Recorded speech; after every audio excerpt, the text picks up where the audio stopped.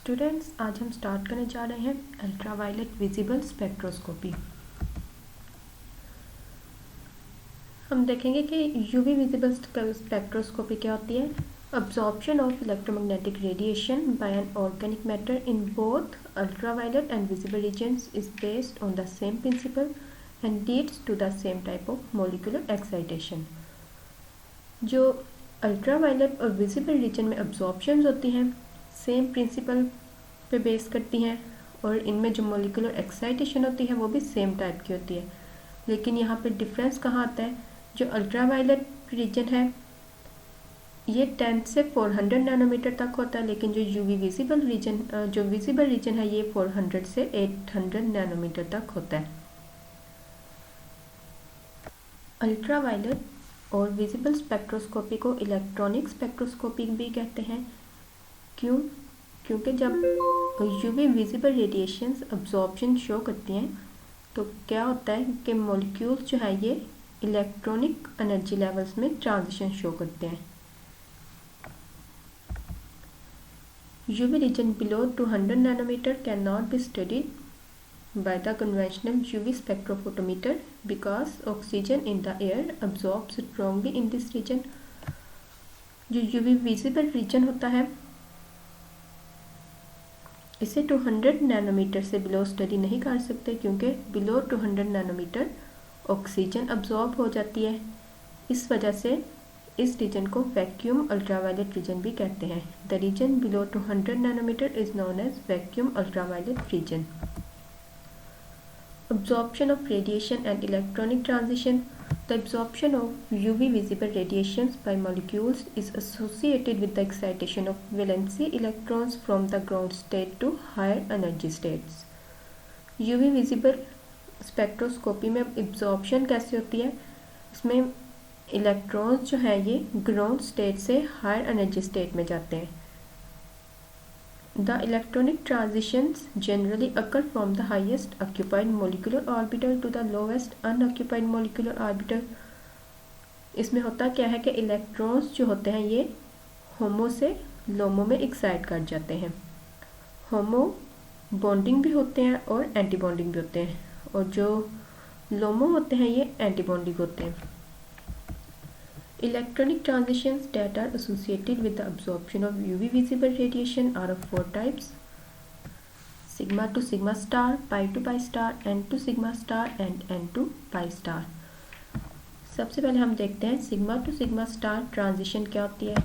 अब यहाँ पे ग्राफ बताया हुआ है, ये जो बॉन्डिंग और नॉन बॉन्डिंग ऑर्बिटल होते हैं ये हाईएस्ट ऑक्यूपाइड मोलिकुलर ऑर्बिटल होते हैं, और ये जो एंटी बॉन्डिंग ऑर्बिटल होते हैं ये लोएस्ट अनऑक्यूपाइड मॉलिक्यूलर ऑर्बिटल्स होते हैं। इलेक्ट्रॉन्स जो होते हैं हम क्या करते हैं कि हाईएस्ट ऑक्यूपाइड मॉलिक्यूलर ऑर्बिटल से एक्साइट करते हैं और लोवेस्ट अनऑक्यूपाइड मॉलिक्यूलर ऑर्बिटल्स में चले जाते हैं। इलेक्ट्रॉन्स एक्साइट कैसे करते हैं वो अभी हम आगे डिस्कस करेंगे। Sigma to sigma star transition occur in saturated hydrocarbons such as CH3 to CH3 which contain only strongly bound sigma electrons। जो sigma to sigma star transition होती है ये सैचुरेटेड हाइड्रोकार्बन्स में होती है, क्योंकि सैचुरेटेड हाइड्रोकार्बन्स में ओनली सिग्मा इलेक्ट्रॉन्स प्रेजेंट होते हैं। The excitation of this electrons from a sigma orbital to a sigma star orbital requires a large amount of energy.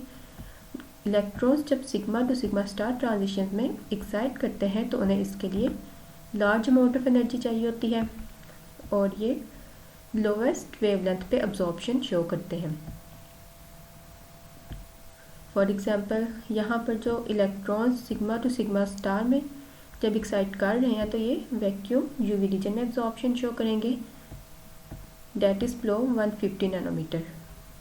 Carbon to carbon bond 135 nanometer पे absorption show करता है, जबकि carbon to hydrogen bond about 125 nanometer पे absorption show करता है। कोई भी molecule जितनी एनर्जी अब्जॉर्ब करता है, अगर उसकी एनर्जी की जो अब्जॉर्प्शन है वो ज़्यादा है तो इसमें कि वो लोएस्ट वेवलेंथ पे अब्जॉर्प्शन शो करेगा। Cyclopropane is an exception which absorb at 190 nanometer. Since the vacuum UV region is not accessible in most UV or visible spectrophotometers, the N to sigma star transitions occur in saturated molecules containing heteroatoms such as oxygen, nitrogen, sulfur and halogens. जो N to pi star transitions होती हैं ये saturated molecules में होती हैं, for example oxygen, nitrogen, sulfur and halogens, and involve the excitation of an electron from a non-bonding orbital of the heteroatom to an antibonding sigma orbital of the molecule. N to sigma star transitions कैसे होती हैं? यहाँ पर electrons जो होते हैं ये non bonding orbital से anti bonding sigma star orbital में एक्साइट कर जाते हैं. जो नॉन बॉन्डिंग ऑर्बिटल होता है उसे N से रिप्रेजेंट करते हैं. These transitions involve less energy than sigma to sigma star transitions and result in the absorption between 150 nanometer to 250 nanometer of electromagnetic spectrum.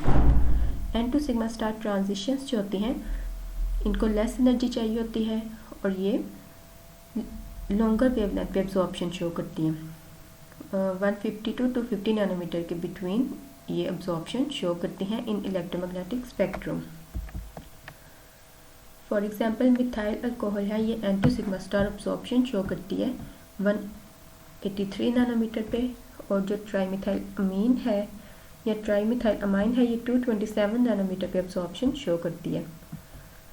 इसके अलावा ट्राईमिथाइल अमाइन जो होती है ये एक्वस एसिड में N to sigma star absorption show नहीं करती, क्योंकि जो प्रोटोनेटेड अमाइन है उसमें कोई भी नॉन बॉन्डिंग इलेक्ट्रॉन्स प्रेजेंट नहीं होते. Pi to pi star transitions occur in molecules containing double, triple or electromagnetic rings. Pi to pi star transitions जो है ये ऐसे molecules में होती हैं जिनमें double bond present होते हैं या triple bond होते हैं या फिर aromatic rings होती हैं, and involve the promotion of an electron from a pi orbital to a pi star orbital. इसमें electrons जो है ये pi orbital से pi star orbital में excite करते हैं. These transitions generally absorb at 160 to 190 nanometer. For example, ethylene absorbs at 171 nanometer.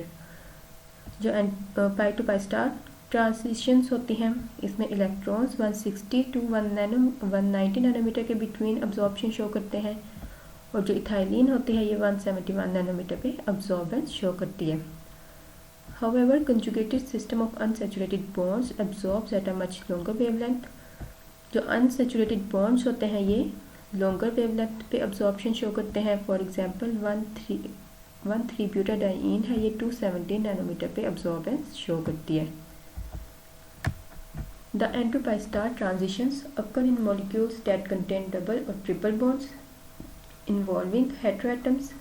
जो pi to pi star transitions होती हैं ये ऐसे मॉलिक्यूल्स में होती हैं जिनमें डबल और ट्रिपल बॉन्ड प्रेजेंट होते हैं. For example carbonyl, cyanide etc.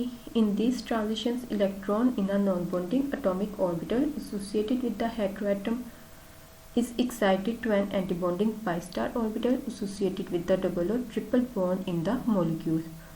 N to pi star transitions में क्या होता है कि इलेक्ट्रॉन्स जो है ये नॉन बॉन्डिंग एटॉमिक ऑर्बिटल से anti bonding pi star orbital में एक्साइट कर जाते हैं. These transitions require less energy than pi to pi star transitions. N to pi star transitions जो हैं इनकी एनर्जी कम होती है as compared to pi to pi star transitions. Therefore, absorbs at longer wavelength, usually well within the range of the ordinary UV visible spectroscopy. अब चूँकि N to pi star transition जो है ये लेस एनर्जी इनको चाहिए होती है excitation के लिए, इसकी वजह से इनकी जो वेवलेंथ होती है ये लॉन्गर होती है. For example saturated aldehydes and ketones show absorption at 275 nanometer. Thank you.